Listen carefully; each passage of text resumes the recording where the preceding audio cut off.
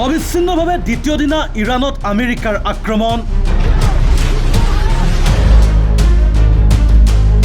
ট্ৰাম্পৰ কঠোৰ সতৰ্কবাণী, ইৰাণক নিষেধ কৰিম।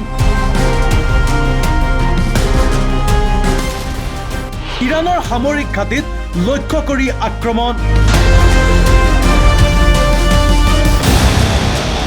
মধ্যপ্ৰাচ্যত পুনৰ বৃদ্ধি যুদ্ধ উত্তেজনা।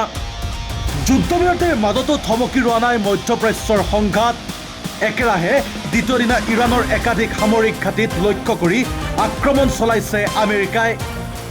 আমেৰিকাৰ ৰাষ্ট্ৰপতি ডনাল্ড ট্ৰাম্পৰ নিৰ্দেশত সংঘটিত এই আক্ৰমণত ইৰাণৰ ড্ৰোন ঘাটি, বায়ু প্ৰতিৰক্ষা ব্যৱস্থা, যোগাযোগ কেন্দ্ৰ আৰু সামৰিক আন্তঃগাঁথনি লক্ষ্য কৰি আমেৰিকাৰ আক্ৰমণ। আমেৰিকাৰ চেণ্ট্ৰেল কামাণ্ডৰ মতে ইৰাণে তেল টেংকাৰত ড্ৰোন আক্ৰমণ চলোৱাৰ প্ৰত্যুত্তৰ হিচাপেই এই সামৰিক অভিযান হাতত লোৱা হৈছে।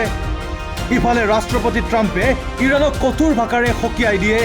যুদ্ধবিৰতি চুক্তি উলংঘা অব্যাহত থাকিলে ইৰাণৰ অস্তিত্ব মচি পেলোৱা হ'ব পৃথিৱীৰ মানচিত্ৰৰ পৰা।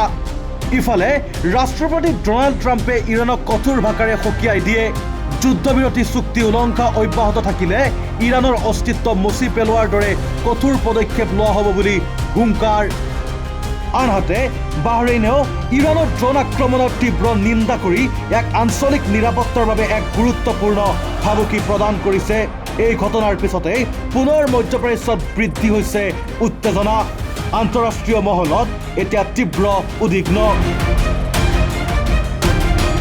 News desk, Sach the reality.